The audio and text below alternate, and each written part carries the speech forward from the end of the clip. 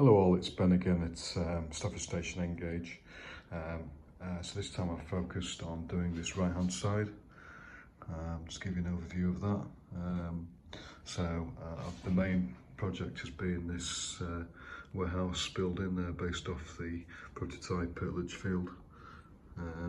Quite an enjoyable project, doing all the weathering as well on the roof and doing this electric substation as well.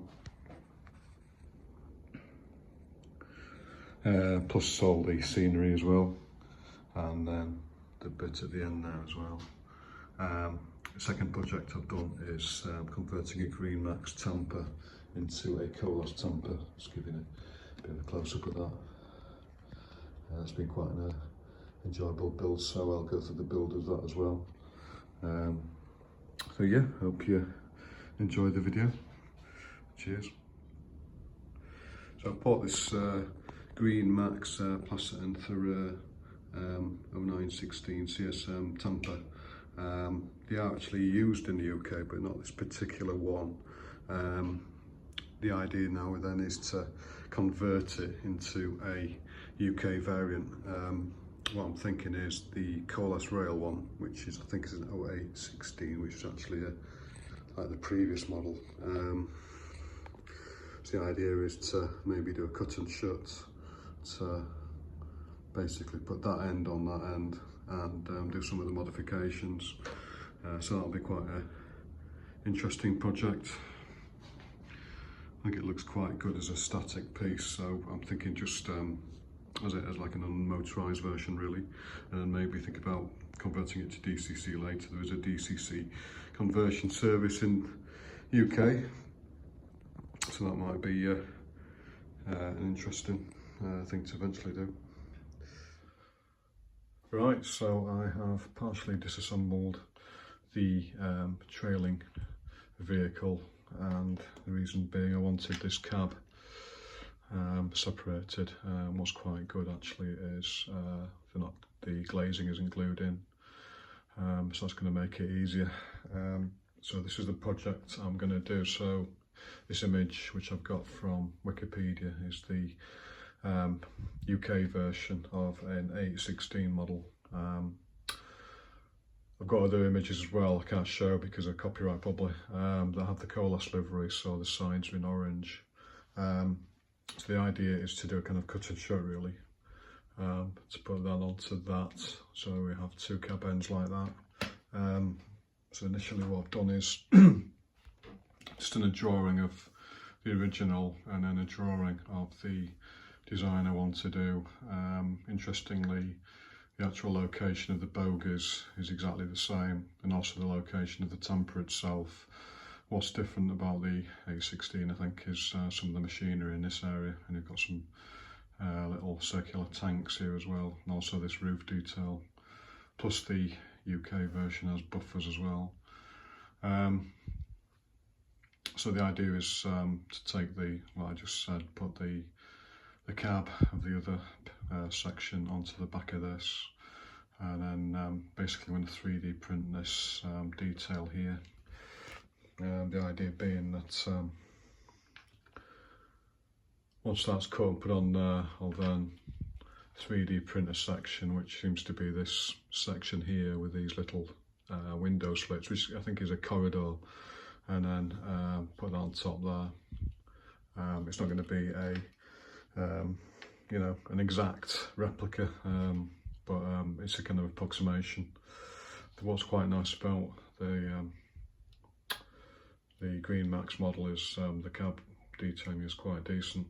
I know there's been complaints about the light bleed on these, but I'm confident I think I can make a good project out of this, so on with the next stage.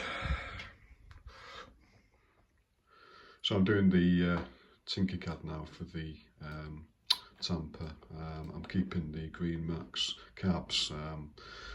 Basically I like the windows in the actual cabs on the Greenmax, so everything else I'm kind of 3D printing. So I've got a 3D printed body here and the roof sections and the detailing, and this is just sliced in half so I can put it on the plate for 3D printing. I've got this bit which I've mirrored basically on the other side. So I've got some of the Tamper machinery here. There is actually a bit of a Tamper machinery on the Greenmax model which comes out as separate fitted parts, which I can then insert here. So I've done some of the undercarriage there, some of the roof detailing.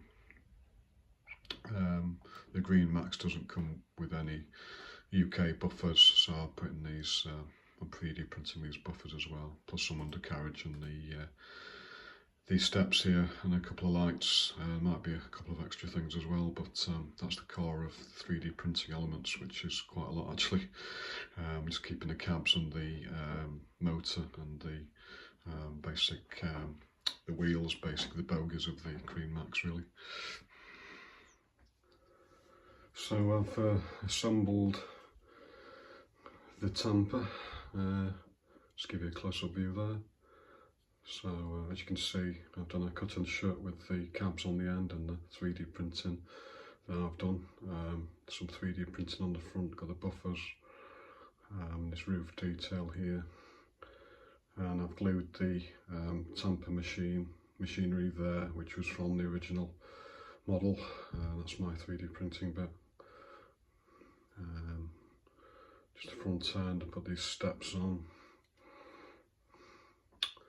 Yeah, it's not going to be exactly prototypical, obviously, but that's my effort on it anyway. Reasonably happy with it. I think as a standalone model, I think it'll be fine. Just got to paint it up now, which is going to be awkward because it's going to have the yellow painted on various areas and the coalesce orange. But what I'll do is I'll completely mask the front where the windows are. I'm not painting yellow around these window frames at all. It's just too much. I think it's too much. I don't need to really. It's got the yellow plastic there anyway. So I'll just mask the windows off and paint the rest. Painted up the Tamper in coalesce livery. It's distinctive orange, yellow and black triangles. Just give you an overview of that. Yeah, got the yellow Tamper machinery working there. Yeah, okay, not perfect. If I did it again, there's definitely changes I would do, but can't really do it again because I don't think I'm going to spend another load of money getting the Greenmax Tamper to chop and kind of modify. It was worth getting that though because the windows are really decent on the Greenmax Tamper, so it's let's fuzz on these one-off projects. So what I've done now is just created a bunch of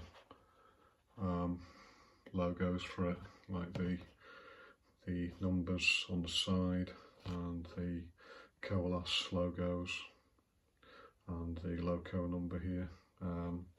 So that's basically transfer paper. So what I usually use is this inkjet water slide decal paper, the white one. If you've got like a background to put on, like in that case orange, print those off and then I'll apply those using water slide onto there. Another thing I've been doing is, because I've been printing off a load of stuff, I've just been doing some signs. So just a few signs from Lichfield which I'm catching up on, these ones and this one. So I've done these, not printed on transfer paper this time, but just on standard gloss. Just going to have a view of those, my new details, so I'll get those printed off. And I've been creating little signs for them there. That's one of them, and the other two there. So I'll get them printed off and stuck on. I'll be obviously painting these up first with a grey background. A shot with the Lichfield station, to show you a close up of some of the signs I've done as well. Just try and get focus there.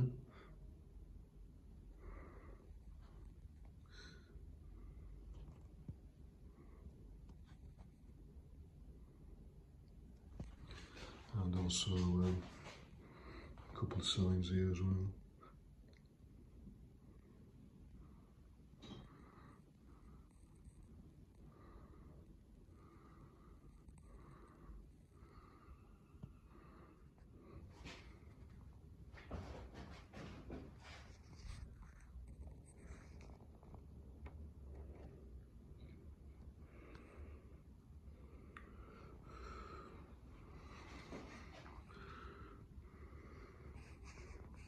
This is probably what its permanent home is probably going to be actually, on this line mainly. It might be dotted around some of the sidings and the layout, but yeah, I think it's probably going to be on this siding mostly.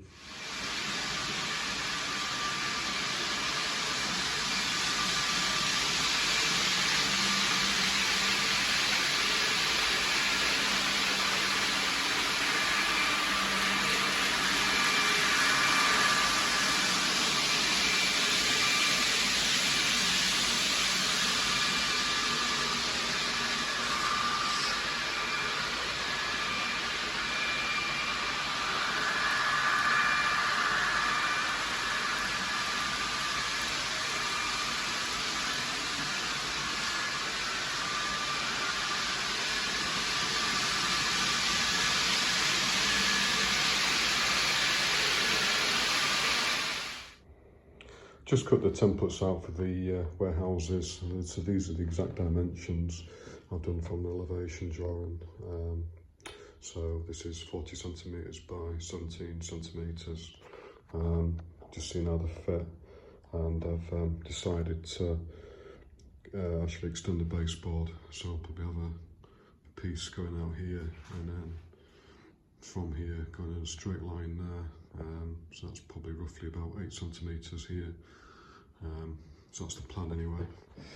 I think it's better to just try and get this second one actually on the board rather than cropping it here. Right, so I've made the extension there, and got to make sure that I can still access the bolts here underneath. So the next thing to do is to do the hard standing. So I'll be doing a grouting here, so I can put the warehouses on top of that. So the hard standing will probably spread out this way, and hard standing will probably come out a bit further actually here. So there's quite a bit of a kind of a grubby hard standing area here. So when I was thinking of new layout ideas after the Stafford section, I was on my way to Nuneaton, and I was thinking of doing the Nuneaton station actually. But on the way back I went past Lichfield, and one of the things that struck me was this large warehouse. So this is taken from the train coming back. There's two actually. So there's that one and then that one. So this is a shot of the second one behind the trees. So this is a shot taken from the bridge when I visited Lichfield to get some information.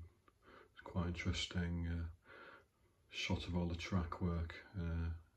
It's a great line side building really, and I think it is a network rail building because I couldn't really see any fences between it and the track, so it might be an old railway building.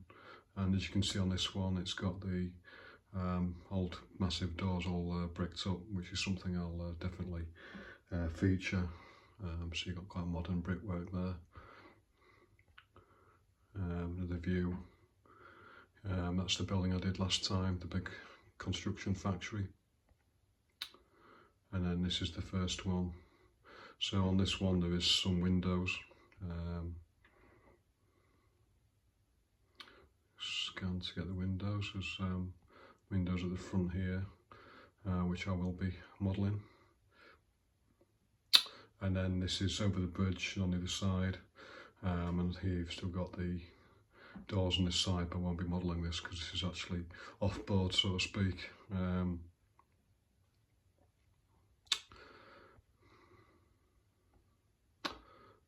Side view there.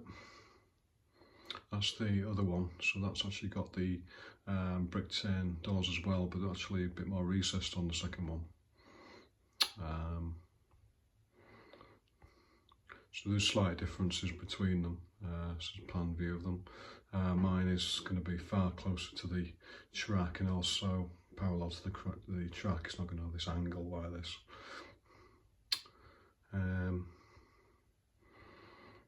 Another thing to notice on this one that the second one doesn't have is these this roof detail here, which I'm assuming is roof fence here. So that'll be quite interesting to model, the corrugated roof fence there. As you'd expect from the previous videos, I've done a drawing. So there it is. Quite a basic building really. Of the views, and that's the brick tin doorways. So that's the second building where the recess. That's the first building where you've got these windows at the end, and that's the building with the windows at the end there. Try and get it all in. So I've done a basic carcass of the building, this one on the screen with the windows. Just give you an overview of that. So obviously yet to put the brick sheeting on. The usual method of using 1.5mm or 60 thou plastic card, and for the window sections I don't tend to use 1.5, do 1mm, and then I reinforce 1.5 at the back, so you've got 2.5 in total there. You can sort of see there where I've strengthened the 1mm with the 1.5 there. And then for the rest of it, I'll just use the standard way of doing it, which for the factory, like the previous factory one, I actually recessed the roof carcass bit inside rather than putting the roof on top of this. So that'll go inside the carcass, and on top of that I'll have the corrugated plastic card sheet. Yeah, as you can see, it's quite a low building, which is quite unusual, very long and low. You know, obviously single story factory. Quite odd, because factories do tend to be quite a lot higher than that, what I've noticed anyway. So the next stage will be putting the roof on, I just mentioned, and then the brickwork, and then eventually putting the corrugated sheet for the top. Got the main embossed plastic card on, brickwork, and the corrugated roof detail. For this particular building I want to now do this vent roof detail here, which put on there. Right, so I've had a bit of a change of plan, the reason being that the original plan was to build two of these, one to go there, one to go there. However, when I placed this one here, it looked just a bit too imposing, and I'm thinking that with two of them, it's just going to be too much, and it's also because they're so close to the track. So what I've decided to do is just make one of these and put it there, and then for this area I'm going to refill the hard standing here, and I'm going to make the electric substation here. So I'm going to model this, and I'll put that there, so we've got something there, and we've got kind of a bit of a, almost a bit of a wasteland area around it with some grass. So that's what I've decided to do. So now that I've decided to model this electric substation, I'll just show you a few pictures of it I've got. So this is from my flyby, and you can just see the top of it there, and that's the top of one of the electrical pieces of equipment. I'm not sure what it is, generator. And then from that you can also see at the back of it, it's kind of got this blast wall behind it, so there's another one of those behind. That's another view. So on this view you can see the wall, plus you've got these steps, because it's actually on a plinth.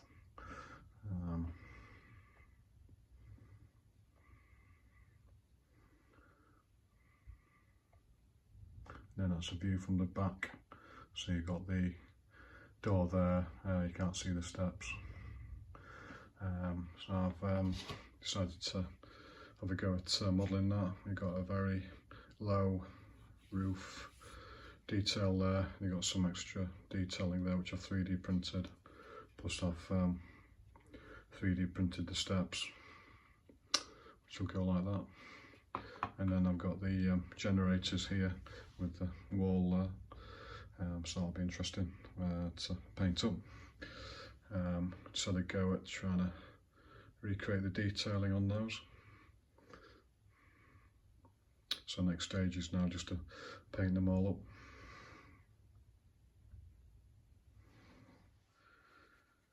Right, I've done a basic render on the roof, which has given it sort of a mottled, weathered effect. What I want to do now is, as per the picture, I want to actually do some of this textured effect where you've got different panels with different weathering on. So that bit of panel there, you've kind of got a square of bit of a darker weathering. So I've penciled up the paneling here, and I'll just mask off certain areas and then just do a bit more weathering on certain panels. Right, painted up the warehouse. The roof panelling weathering is complete. As you can see, I've tried to get some variation there. So what I did, I used a base 64 light grey, and then I masked certain areas, and the darker grey areas I used a mix with brown, and then for the lighter areas I used a mix with I think it was stone 28. I've also tried to get the effect of the bricks where it's covered up the doors that were there previously in a bit of a lighter shade. The next thing to do on the warehouse now is to add the windows, which I've already 3D printed. Onto the electric substation, I've painted up the electric generators, tried to get some detail in there. Pick out the colours, and I've also done the fencing, as you can see, and also the ground cover for this area, which is kind of a bit of a wasteland as per the prototype pictures. So that's just a mixture of woodland scenics, dead grass and normal grass, and then I've done the same here really. So still to do on this area, I've got to put some fencing in.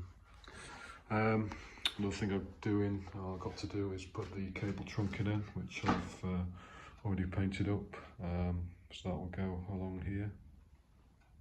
Yeah, it's looking okay, so get on with the finalising now.